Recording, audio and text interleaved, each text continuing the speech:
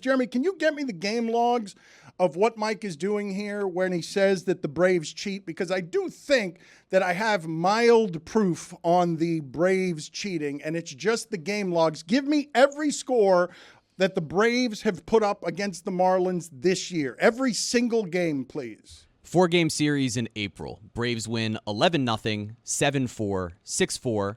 Marlins actually win 5-4. Then in May, 6-0 Braves, 14-6 Braves, 6-3 Braves, and then this recent 3-game series, 16-4 Braves, 7-0 Braves, 6-3 Braves. That's incontrovertible proof. You're getting your ass beat. If you don't believe that, though, Mike Ryan thinks that a lady in the crowd is screaming only before breaking balls to help the Atlanta Braves be better than everybody. There was damning Twitter investigation being done, that there was a scream before breaking balls and silence from one person in particular that's screaming before the breaking balls when it's a fastball. And they get out to incredible fast starts over there in Atlanta. They're on a historic pace, I believe, for first inning output. Like, the games are over by the second inning when you're playing the Atlanta Braves. And I'm just saying, it's a little curious for someone that's been following baseball for 2 weeks. This is what you need to do. You need to get a ticket for the next game and sit in front of that lady and see what happens. Block her view. This is why I love baseball, by the way. It is the cheatingest ass sport on the history of the dude. There is no other athletic competition or otherwise where people develop so many different ways to cheat as there is baseball. Let me count the ways. You got a guy wearing a wire. You got a guy banging a trash can. You got a guy with an Apple Watch. Apple Watches. You got to steal her Apple Watch, You got a team that hacked another team's database and stole everything. Stole their scouting reports. I won't even talk about PEDs. That one's far and away as far as American sports. Amin is sitting here looking at basketball and saying, holding a We're guy's horrible. shorts. Yeah, we're horrible. We're like, oh, hey, he cheated. How? Well, he hit me, and then I just like, oh, that's really the epitome of NBA cheating. Meanwhile, baseball, man, you guys have hackers and scientists in labs doing stuff.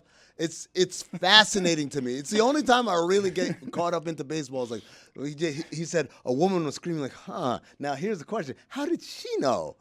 How could she tell? Was it like, is she getting something radioed in and then she's yelling it out? Like, this is the amazing part about this sport, David. So she is an employee of the team? Is that what you're going with? Maybe not officially, but you know. Off the books. Unofficial off the books. Wet work. They pay There's her no in paper cash. trail. They pay her. Blackwater. They go to the bank. They take out money, just cash, liquid, and they hand it to her in an alley. What if she's just really good at reading the ball off the hand, right? She sees that breaking ball. She's like, ah! She's got Joey Votto's plate discipline. Yeah. By the way, see, they hand her the money in the alley, and the first thing she does is she flicks it. Looks like it's all there. She's amazing at gauging spin rate as it comes from a pitcher's hand. She takes it straight to the nail salon where she launders it. That's Just saying, it's pretty damning evidence when you look at just the Marlins. The Marlins are great against everybody but the Braves, and it's just curious. I'm looking for answers, and I'm looking for answers beyond Acuna's really good. Were you looking for the same answers when the Marlins had that streak with the Phillies where they would not lose to the Phillies? So they had a dominant stage. I don't remember what year it was. And there was a stage when the Marlins couldn't beat the Phillies. It wasn't the Braves. It was the Phillies. Doesn't your mind always go to someone knows something? Like somebody's tipping something right now. That's the part that's sad for baseball, is that the immediate response from Mike and a lot of Marlins Twitter was just like, hey, the Braves must be cheating because the Marlins have been so good against everybody else and their pitching's been so good, particularly in the month of June, that, oh my God, the Braves must be cheating. No, the Braves just have one of the greatest lineups in the history of the game. Dude, the Patriots were deflating balls and then recording other people's practices. Come on, man. You must look down on other sports like that's cheating for you guys. Oh, we got you beat. We know how to cheat. Yeah, man. Formula One's pretty good at it. They've had some big cheating scandals too. But to Jeremy's point, yeah, it's plausible. It's happened. I would believe it. If you told me MLB was giving them different balls for Marlins Series 2, I'd be like, well, I could see how maybe they did that on accident, but maybe there's something to it. Baseball's the only sport where they have to frisk athletes in the middle of a game. Hold on, let me see your hat. Let me see. They don't do that in any other sport. Like, oh, no, let me see your hands. Let me see those toesies. Jessica, I want you to go find some video of Joe Niekro on the mound when he was he had a nail file in his back pocket. Nail file? And the umpires came out to where he was, and he tried to throw it past them. While he was emptying his pocket. He was emptying his pocket to show them when they frisked him, I don't have anything here. And the nail file flew behind the umpire, and then the umpire went, retrieved the cheating vessel. I don't know what it is what Joe Niekro got for that. I just want to throw up on the screen right now, please.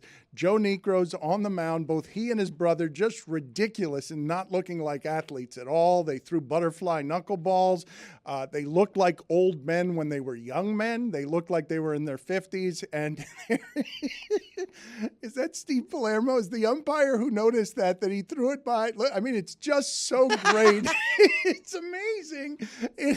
He would have gotten away with it if it wasn't a metal nail file because it glinted in the light. It caught the light. And it's one of those old-fashioned ones, which I imagine he had to get one of those like metal ones because A, that's probably all they made back then, and B, he was using it to rub the ball, right, to like give it more traction. The nail files I use would not be capable of that. This is like some serious nail salon shit right there. Also, if he doesn't throw it to the side, he's got to do this move, right, where he's checking his pockets. He grabs it in his back pocket and he goes, "What? I can't believe it." He throws his hands up in the air and it flies opposite. Grab it out of the pocket and carefully like slide it down the ass crack. Yeah.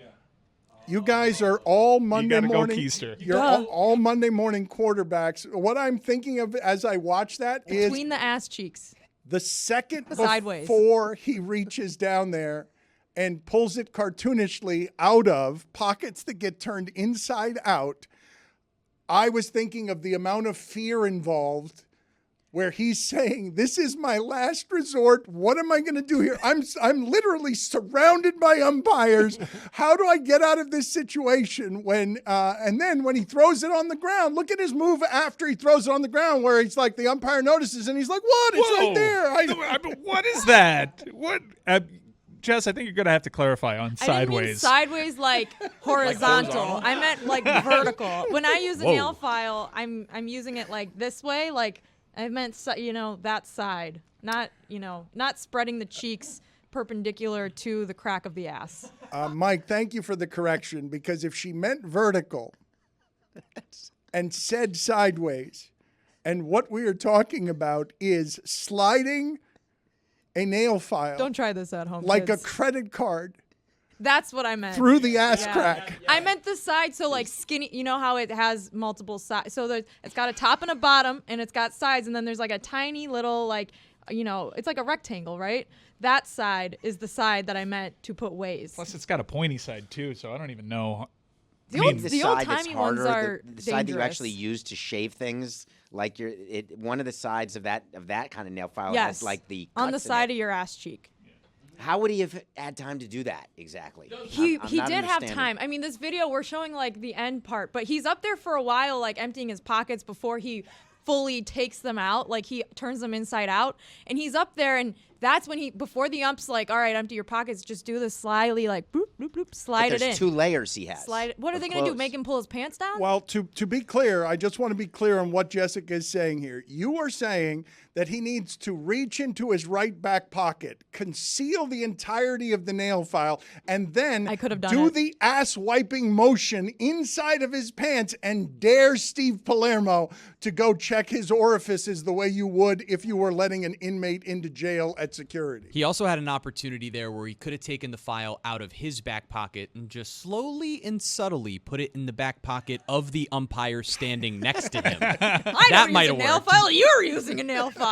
Does it like a magician, puts it behind his ears, like, whoa, yeah, look. This? So if you check out the video, you see there's even stuff in the back pocket already of that umpire. It's right there. It's full. He could have done it. He had an opportunity. Kent Herbeck, you got to stand closer to Niekro in that situation, buddy. You're too consumed with the chaw on the side of your mouth right now. So important to talk about Kent Herbeck, who is a great player, who's there, number 14 on the right side of the video. He's got to be more involved as an accomplice there. He could have closed the gap and stepped in between Palermo and Niekro, providing a clear path. And stepped on it. Put the foot on it. Yes. The size of chaw in Kent Herbeck's mouth right now is unsettling to me.